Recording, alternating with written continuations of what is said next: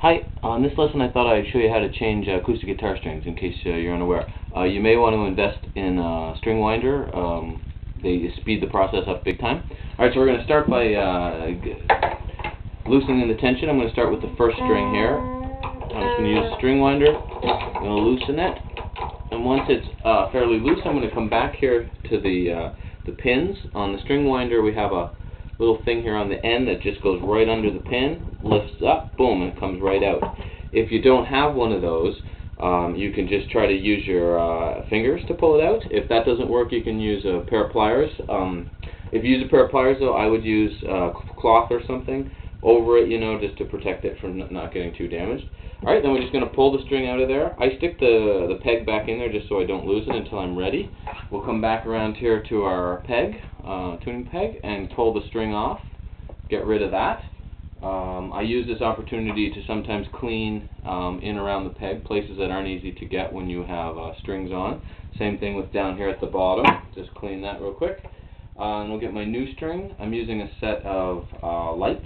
So this is a 12 here. This depends on personal taste, what you like for strings. Take my peg back out. I'm now going to take the ball end of the string and put it at the end of the peg, and the string kind of sits in the little groove. Doesn't sit and stay there or anything. You have to hold it with your finger. And then I'm going to put that in the hole, and I'm just going to be careful to line the string up with, the neck, so it's not pointing the wrong way. I'm going to push it down a little bit. Oops, I dropped my peg. And then I'm going to move to the other end of the guitar here. Hopefully you can see this. And I'm going to bring the string through. I'm going to put it through. I'm going to do one string at a time. One, so not to take too much tension off of the neck. And two, so that I can see which way I went on the other strings. You don't need to wind the whole string. We just need really two good wraps. So I tend to bring the string, 4 inches off the fretboard or something like that. And then I put a little kink in the string so it stays there. I grab the string winding. Now here's the most important part about changing strings. As you start to turn it, make sure you're tightening it, that you're going the right way, with the string on the same side as the other ones. I'm going to apply pressure here with this thumb, with this hand. So as I'm wrapping it around the tuning peg, I'm applying pressure and keeping it nice and tight around the peg. And this is where this comes in handy, because this is a slow road without that. And I'm going to keep tightening.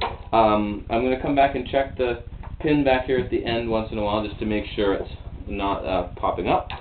Keep tightening, and again my thumb is still holding the string up so that as this string goes on, it's wrapping tightly around that tuning peg. And then I'm going to bring it up until it's close to the pitch. And a guitar tuner would be good to check to get it close. And then once I'm there, I'll just snip my string with a pair of cutters, because I don't want that. It makes a racket. Get rid of that piece, and voila, that's it for changing a string. I just did one. I'll do one more just to show you again. Although if it's YouTube, I guess you could just rewatch it. But anyway, I'm going to take my second string. I'm going to release the pressure, take the pressure, unwind it, I guess, until it's almost off. And you can either just unwrap it from here if you want, or you can come back and pull the peg out beforehand. Either way, it doesn't matter.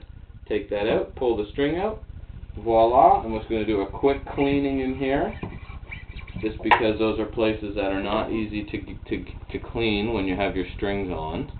So I figure it's a good opportunity to get in there and get the spots that tend to collect a lot of dust. Okay, and then I'll grab my B string, unwrap it. My peg dropped on the floor. I didn't follow my own advice about putting the peg in the thing, in the hole. I'm going to put the string in the same way I did before, right? So the ball sits at the top of that, or bottom, I guess, whichever way you look at it. And then I'm going to put this in the hole so that the string is pointing the right direction. Push it down a little bit, pop up, string through. Again, I'm not going to wrap this whole thing. I'd be wrapping forever, and we really only need 2 wraps around the tuning peg is good, 2 or 3. 1 will actually even do it, but it's good to have 2. I'm going to put a kink, a little off the fretboard there, a few inches, and then boom, start tightening. And as soon as I get that first wrap around, I like to pull the string up over top, but that's just personal preference. That doesn't make any difference.